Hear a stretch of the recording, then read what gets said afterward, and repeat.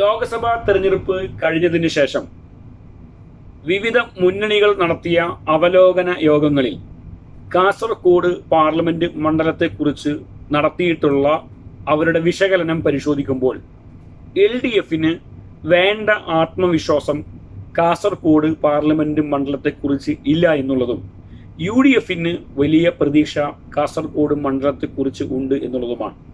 എന്നാൽ ത്രികോണ പോരാട്ടം എന്ന് പറയുന്ന കാസർഗോഡ് NDA ഇതുവരെയും ഒരു ആത്മവിശ്വാസവും കാസർഗോഡ് പാർലമെന്റ് മണ്ഡലത്തെക്കുറിച്ച് പ്രകടിപ്പിച്ചതായി കാണാനുമില്ല. എന്തുകൊണ്ടാണ് LDF അത് വിട്ടുകളഞ്ഞൊരു സീറ്റായി അവലോകന യോഗത്തിൽ തന്നെ കാസർഗോഡിനെ കാണാൻ ഇടയായ സാഹചര്യം? എന്തുകൊണ്ട് UDF അവർ ഉറച്ചു വിശ്വസിക്കുന്നു കാസർഗോഡ് അവർക്ക് വിജയിക്കാൻ കഴിയുമെന്ന്?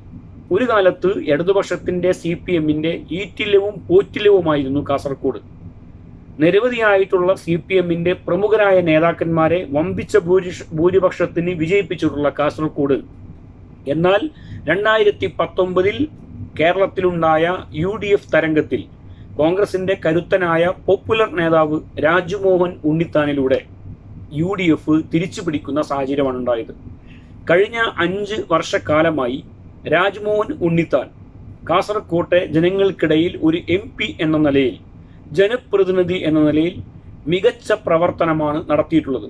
ഒരുപക്ഷെ കേരളത്തിലെ 20 MP-മാരിൽ ഏറ്റവും മികച്ച MP ആര് എന്ന് ചോദിച്ചാൽ അതിൽ ഒരാളായി ഒരുപക്ഷെ കൊല്ലത്തെ പ്രേമചന്ദ്രൻ, അതുപോലെ തന്നെ കാസർഗോഡ് ഉണ്ണിത്താൻ, ഇവരൊക്കെ ആയിരിക്കും ഏറ്റവും മികച്ച MP-മാരുടെ പട്ടികയിൽ വരാൻ സാധ്യതയുള്ളത്.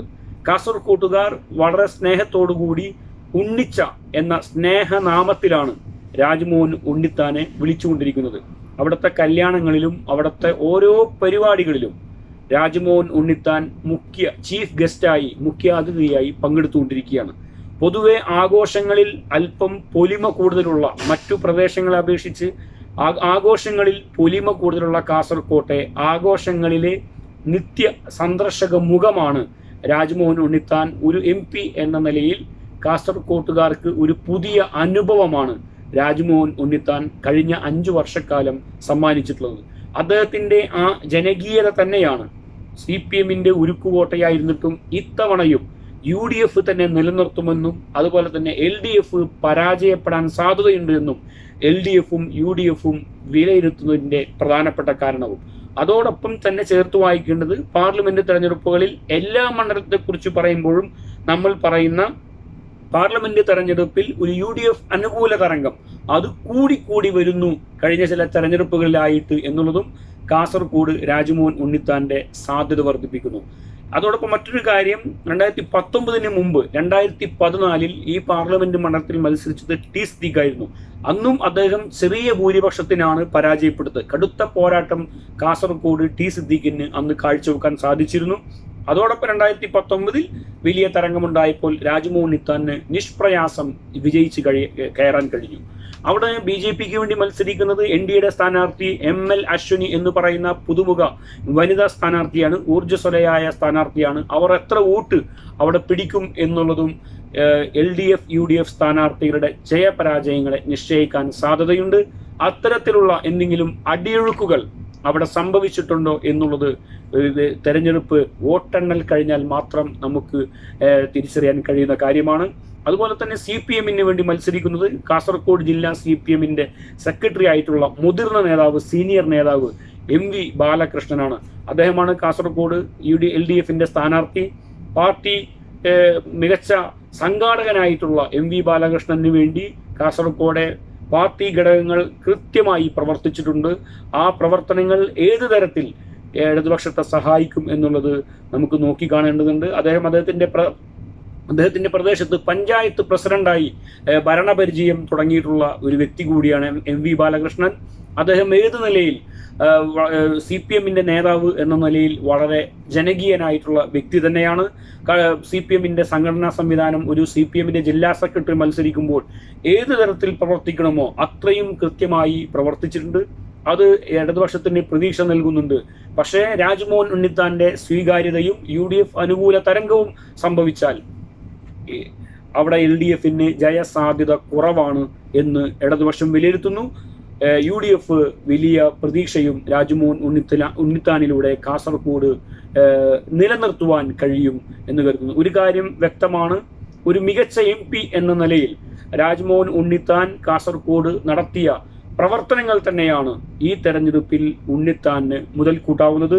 ഇവിടെ തന്നെ മറ്റൊരു കാര്യം പരിശോധിക്കേണ്ടത് 2019 തെരഞ്ഞെടുപ്പ് ശതമാനമാണ്. രാജ്മോഹൻ ഉണ്ണിത്താൻ 43%, 43.18% വോട്ടുകളാണ് 2019 നേടിയത്. 2019 CPM സ്ഥാനാർത്ഥി KP സതീഷ് ചന്ദ്രനായിരുന്നു. അദ്ദേഹം 39.5% വോട്ടുകളാണ് നേടിയത്. BJPക്ക് വേണ്ടിയിട്ട് അന്ന് മത്സരിച്ചത് രവീശ തന്ത്രി എന്ന് പറയുന്ന സ്ഥാനാർത്ഥിയായിരുന്നു. അദ്ദേഹം 16% വോട്ടുകളാണ് 2019 നേടിയത്. 43% എന്ന് പറയുമ്പോൾ ഏകദേശം 4% മുകളിൽ അധികം നേടിയാണ് രാജ്മോഹൻ ഉണ്ണിത്താൻ കഴിഞ്ഞ തവണ വിജയിച്ചത്. ഈ കഴിഞ്ഞ തവണ NDAക്ക് ലഭിച്ച 16% നിന്ന് വലിയ ഒരു മുന്നേറ്റമൊന്നും NDA സ്ഥാനാർത്ഥിക്ക് ഉണ്ടാക്കാൻ ഈ ഘട്ടത്തിൽ കഴിയുമെന്ന് കരുതുന്നില്ല. എന്നാൽ ML അശ്വിനി എന്ന് പറയുന്നത് ഒരു വനിതാ പുതുമുഖ സ്ഥാനാർത്ഥിയാണ്, യുവ സ്ഥാനാർത്ഥിയാണ്. അപ്പോൾ സ്വാഭാവികമായും ജനങ്ങൾക്കിടയിൽ അവർ കുറെ കൂടി ഊർജ്ജസ്വലമായി പ്രവർത്തിച്ചിട്ടുണ്ട്. അവർ പിടിക്കുന്ന വോട്ടുകൾ ഈ 16% നിന്ന് അവർക്ക് കൂടുന്ന വോട്ടുകൾ അത് ഇടതുപക്ഷത്തിനാണോ അല്ലെങ്കിൽ UDFനാണോ അത് ദോഷം ചെയ്യുന്നത്, ആർക്കായിരിക്കും അതിൻ്റെ ഗുണം ലഭിക്കുക എന്നറിയണമെങ്കിൽ അതാണ് നേരത്തെ സൂചിപ്പിച്ച അടിയൊഴുക്കുകൾ നമുക്ക് തെരഞ്ഞെടുപ്പ് റിസൾട്ട് വരുമ്പോൾ മാത്രമാണ് നമുക്ക് മനസ്സിലാക്കാൻ കഴിയുകയുള്ളൂ. പക്ഷെ ഒരു കാര്യം വളരെ വ്യക്തമാണ്, നിലവിൽ UDFന് മുൻതൂക്കമുണ്ട്.